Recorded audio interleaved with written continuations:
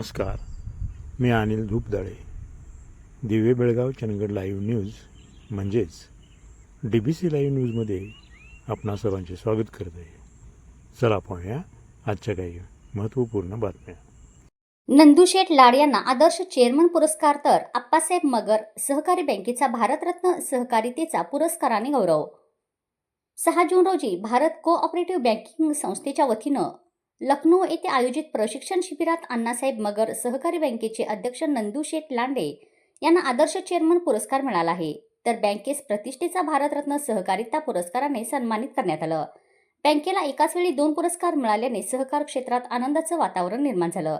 2 पुरस्कारांचा बहुमान उत्कृष्ट अर्बन कोऑपरेटिव्ह बँक पुरस्कार अण्णासाहेब मगर सहकारी बँकेला या श्रेणीत उत्कृष्ट कामगिरीबद्दल गौरवण्यात आलं. त्याचबरोबर उत्कृष्ट चेअरमन पुरस्कार म्हणून बँकेचे अध्यक्ष नंदुशेठ विठोबा लांडे पाटील यांना या वर्षाचा आदर्श चेअरमन हा पुरस्कार प्रदान करण्यात आला. 46 वर्षांनी बँकेचा सहभाग यांनी घेतला. BNC आणि मगर यांच्या संयुक्त विद्यमाने भारत कुल अंतर्गत हे पुरस्कार देण्यात आले. पुरस्कार वितरण सोहळ्यात बँकेच्या पदाधिकाऱ्यांनी मान्यवरांच्या हस्ते सन्मानचिन्ह स्वीकारलं. यावेळी संचालक गणेश पवळे, संतोष भांगरे, रामदास काळजे, राजू सस्ते व बँक व्यवस्थापक माणिक येळवंडे यांनी सदर प्रशिक्षण शिबिरात सहभाग घेतला. या प्रशिक्षण शिबिरात बँकेचे पदाधिकारी सहभागी झाले होते. शिबिरार्थींना सहकार व्यवस्थापन व बँकिंग क्षेत्रातील विविध विषयावर तज्ज्ञांचं मार्गदर्शन लाभलं. सहकारी बँकिंग अधिक सक्षम करण्यासाठीच्या या नव्या संकल्पनावर यावेळी चर्चा झाली. सदर पुरस्कार प्राप्त होताच बँक पदाधिकाऱ्यांकडून आनंद व्यक्त करण्यात आला. हा दुहेरी सन्मान म्हणजे बँकेच्या सर्व संचालक मंडळ, कर्मचारी आणि ग्राहकांच्या विश्वासाचं फळ असल्याची भावना अध्यक्ष नंदुशेठ विठोबा लांडे पाटील यांनी व्यक्त केली. भारतरत्न सहकारिता सारख्या राष्ट्रीय पातळीवरील पुरस्काराने बँकेच्या कामाची दखल घेतली गेल्याने भविष्यात अधिक जोमानं काम करण्याची प्रेरणा मिळाली आहे, असंही ते यावेळी म्हणाले. या यशाबद्दल अण्णासाहेब मगर सहकारी बँकेच्या सर्व शाखेच्या स्तरातून अभिनंदन होत आहे. प्राध्यापक कुराडे यांच्या नवीन पुस्तकाचं खासदार शरद पवार यांच्या हस्ते प्रकाशन. नुकत्याच झालेल्या कोल्हापूरच्या संपर्क दौऱ्यामध्ये राष्ट्रीय नेते खासदार शरदचंद्र पवार यांच्या हस्ते येथील शिवराज विद्या संकुलचे अध्यक्ष आणि ज्येष्ठ साहित्यिक किसनराव कुराडे यांनी लिहिलेल्या महिलांना 50% आरक्षण आणि 100% संरक्षण या वैचारिक ग्रंथाचं प्रकाशन झालं. शीर्षक आणि आतील मजकूर वाचून खासदार पवार साहेबांनी लेखकांना प्रश्न विचारला की आज हे पुस्तक तुम्ही का लिहिलं. यावर कुराडे म्हणाले की तुम्ही 35 वर्षापूर्वी महाराष्ट्रामध्ये 50% आरक्षणाचा जो क्रांतिकारी निर्णय घेतला तो प्रयोग विधानसभा व लोकसभेमध्ये तसेच राष्ट्रीय व आंतरराष्ट्रीय पातळीवर सर्व कार्यक्षेत्रात स्वीकारला जावा आणि अर्ध्या महिला जमातीला 50% आरक्षण आणि 100% संरक्षण प्राप्त व्हावं. त्यासाठी आज देणाऱ्यांच्या आणि मागणाऱ्यांच्यामध्ये विनाकारण सुरू असलेले तंटे बेखंडे थांबवावेत. म्हणूनच हा चिंतन ग्रंथ लिहून तुमच्या हस्ते संबंधितांकडे सुपूर्द करीत आहे. यावर खासदार पवार यांनी समाधान व्यक्त केलं आणि पुढील लिखाणाला शुभेच्छा दिल्या. या प्रकाशन प्रसंगी सहकार मंत्री बाबासाहेब पाटील, माजी खासदार कल्लाप्पा आवाडे, माजी मंत्री प्रकाशराव आवाडे, खासदार धनंजय महाडिक, खासदार धैर्यशील माने, आमदार राजेंद्र यड्रावकर, आमदार अशोकराव माने, दत्त शिरोळीचे चेअरमन गणपतराव पाटील, RK पवार, रामराजे कुप्पेकर, सहकार महर्षी दत्ताजीराव कदम यांचे नातू रणजितराव कदम, नागसून उपसभापती मनीषा कदम यांच्यासह अन्य मान्यवर यावेळी उपस्थित होते.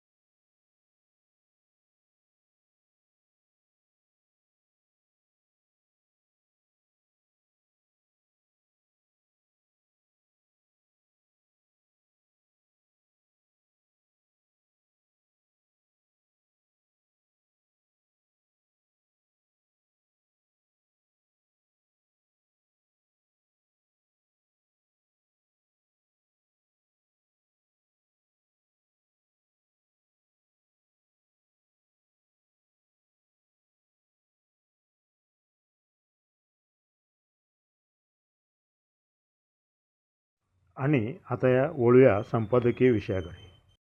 तर मी अनिल धूपदाळे, दिवे बेळगाव चंदगड लाईव्ह न्यूज संपादकीय अंतर्गत एका विषयावर आज आपल्याशी बोलत आहे.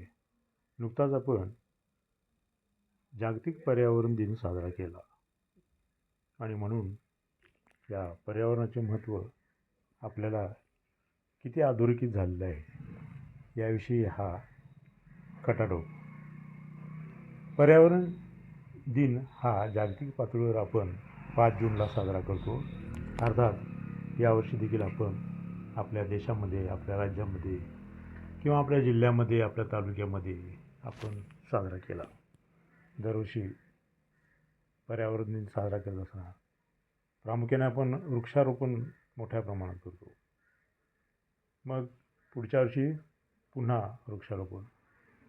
दरवर्षी हे वृक्षारोपण होत असतं, पण ती लावलेली वृक्ष जगवण्याचा प्रयत्न फारसा होतो आहे असं काय दिसून येत नाही.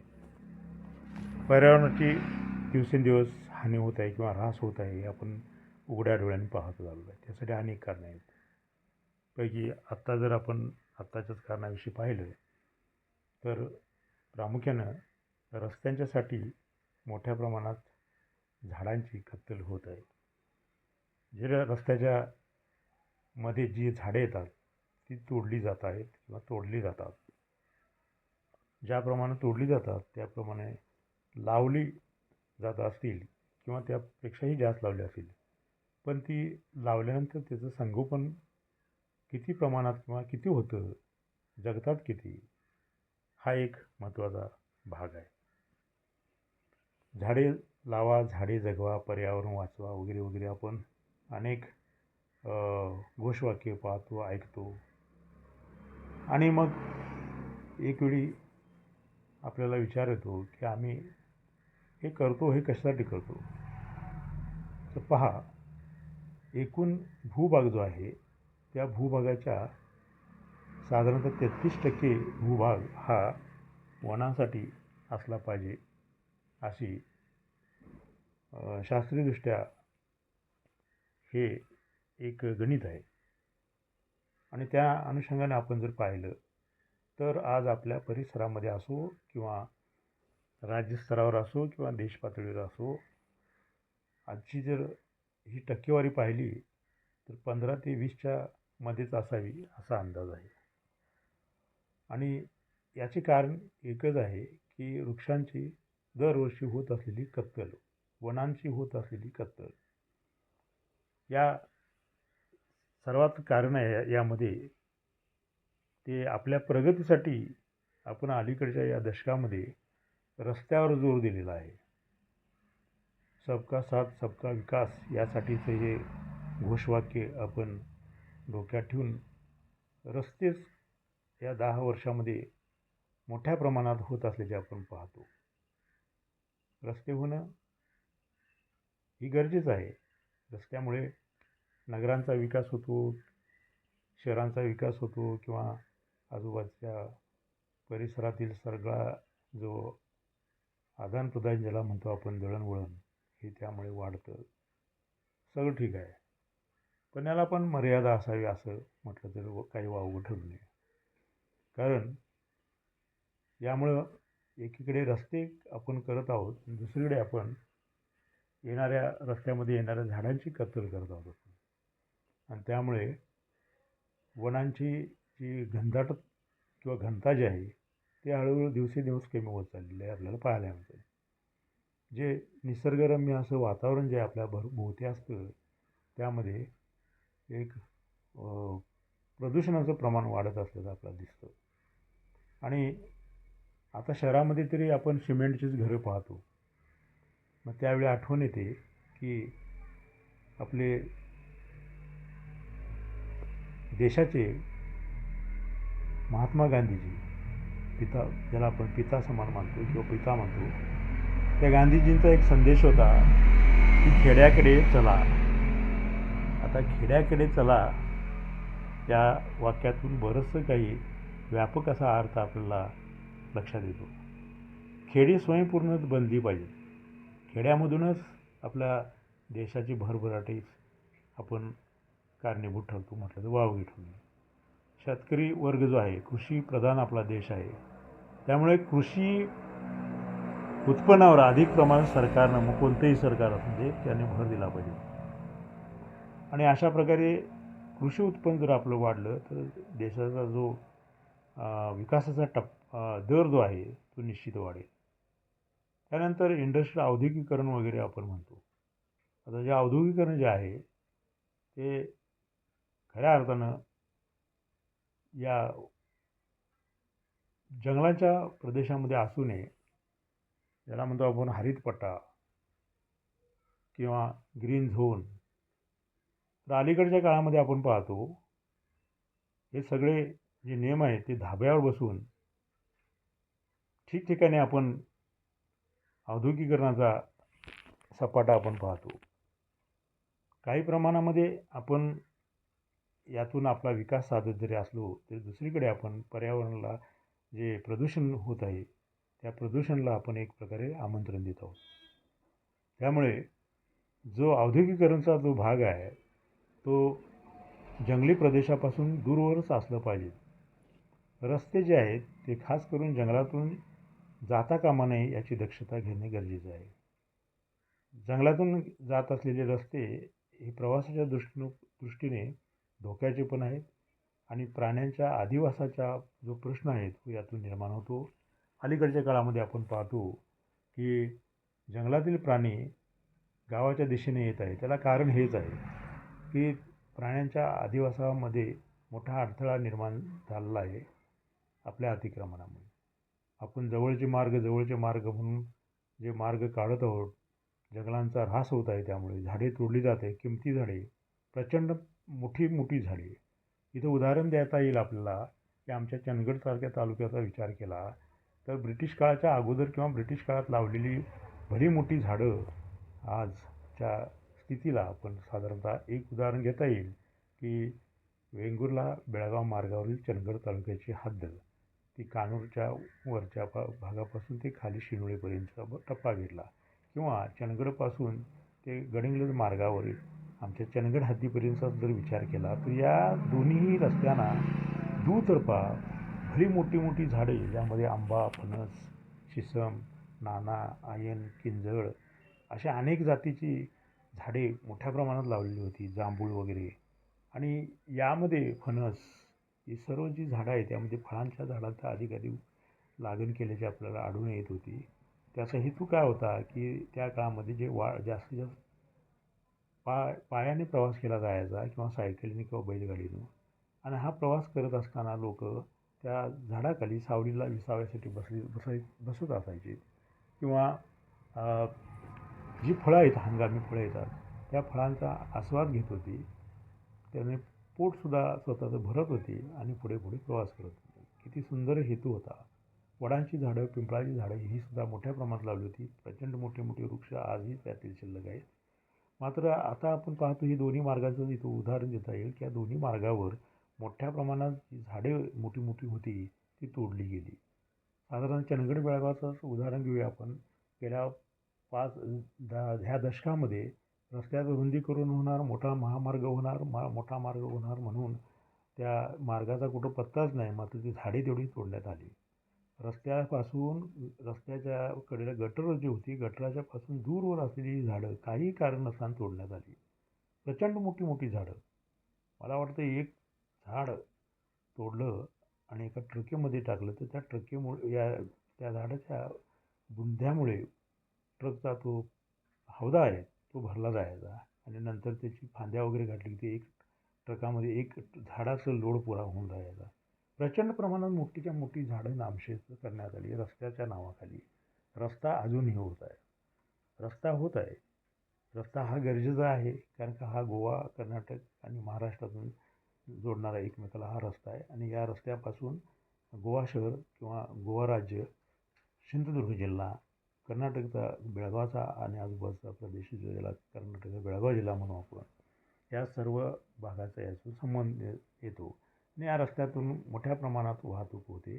आणि हा रस्ता असताना आता अलीकडे शक्तिपीठ एक डोक्यात सरकारच्या बसलेला आहे आणि शक्तिपीठाच्या नावाखाली आता आणखी एक मार्ग आपल्या चंदगडसारख्या तालुक्यातून जात आहे, कोल्हापूर जिल्ह्यातून जात आहे आणि त्यामुळं काही गावे गावाच्या हद्दीतून जवळपासच्या डोंगराळ प्रदेशातून हा रस्ता जाणार असला तर अनेक मोठ्या प्रमाणात झाडांची किंवा वनांची कत्तल होणार आहे.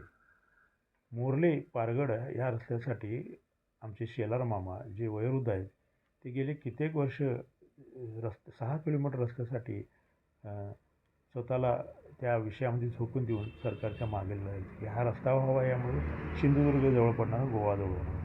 मात्र त्यांना इतके वर्ष आठापिटा करावं लागतं. जवळजवळ 30 ते 32 वेळा त्यांचं आंदोलनं झाली, पण त्यासाठी हिरवा कंदील दाखवण्यासाठी शासनाने खूप उशिरा लावला. अजूनही ते झगडत आहेत. आता कुठे विषय थोडासा आला आहे.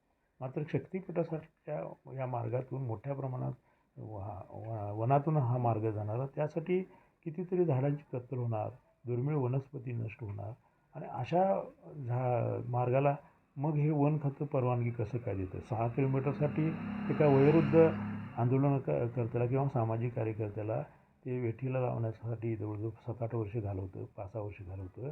मग शक्तिपीठाला लगेच कसं तुम्ही हिरवा कंदील दाखवणार? हा मार्ग जर ह्या जंगलातून जात असेल तर त्या जंगलातील प्राण्यांच्या आदिवासाचं काय? ते प्राणी रस्त्यावरून गावामध्ये पुन्हा आताही अलीकडे पाहतो आपण हत्ती, पुन्हा वाघ, बिबटे किंवा जे गवेरेडे वगैरे जे आहेत, ह्या सगळ्यांचा उपद्रव माणसांना आहेत. अनेकांचे यामध्ये जायबंद लोक झाले आहेत, अनेकांचा मृत्यू झालेला आहे. अशा घटना वारंवार घडत असताना हा मार्ग जर पुन्हा नव्यानं इथून जात असेल तर फार मोठा या ठिकाणी प्रश्न निर्माण होऊ शकतो. हा जो रस्ता आहे चंदगड वेंगुर्ला बेळगाव, हा जो रस्ता आहे, या रस्त्याची डागडुगीसाठी आता सरकारनं 25 कोटी रुपये दिलेले आहे. आणि ह्या 25 कोटीच्या मानानं जे काम होणं अपेक्षित आहे ते आत्ता तरी अजून तरी दिसत नाही. मात्र जे काम होत आहे ते जर पाहिलं तर ते काम पावसाळ्यामध्ये टिकेल काय, हाही प्रश्न आता लोकांसमोर उपस्थित आहे. साईट पट्ट्यांना नुसता मातीचा भराव टाकण्याचं काम करण्यात आलं आहे. वास्तविक साईट पट्ट्या उकरून त्यामध्ये खडी घालून नंतर मातीचा भराव टाकून त्यावर रोलर फिरवणे अपेक्षित आहे. मात्र तसं न करता दोन्ही साईड पट्ट्याला केवळ माती टाकून त्यावर रोलर फिरवला आहे. आता पावसाळ्यामध्ये हा जो साईड पट्टी आता जी बनवलेली आहे ती राहील काय, हा एक प्रश्न आहे. नुकताच परवा पाऊस पडला आणि साईड पट्टी त्यातली खराब झाल्याचं आपण पाहिलेलं आहे. असे जर अनेक या ठिकाणी या रस्त्याच्या माध्यमातून आपण विचार केला, रस्ते होणे गरजेचे जरी असले तरी योग्य प्रमाणात, योग्य ठिकाणी आणि योग्य मोबदल्यामध्ये चांगले होणे गरजेचं आहे, असे म्हटले तर वावगे ठरेल. आणि अशा प्रकारे आपण जर या ठिकाणी पाहिलं तर या पर्यावरणाचा जो ऱ्हास रस्त्याच्या कारणामुळे होत आहे तो सरकारने थांबवणे गरजेचं आहे. या ठिकाणी जे केंद्रीय मंत्री जे आहेत नितीन गडकरी यांना म्हणावेसे वाटते की आता रस्ते थांबवा आणि ज्ञान मंदिराकडे वळा. शाळा, महाविद्यालय, प्राथमिक शाळा यांना मोठ्या प्रमाणात निधी लावा. त्या आधुनिक पद्धतीची जी उपकरणं किंवा साधनसामुग्री आहे त्याची उपलब्धता विद्यार्थ्यांसाठी करा आणि येणाऱ्या भारताच्या भविष्यासाठी एक कुशल विद्यार्थी, हुशार विद्यार्थी घडवण्याची जबाबदारी ही पार पाडा, असं म्हटलं तरी इथं वावगं ठरणार आहे. पहिल्या भागामध्ये मी इथे थांबतो. पुढच्या वेळा पाहूया हाच विषय धरून पुढचा काही भाग.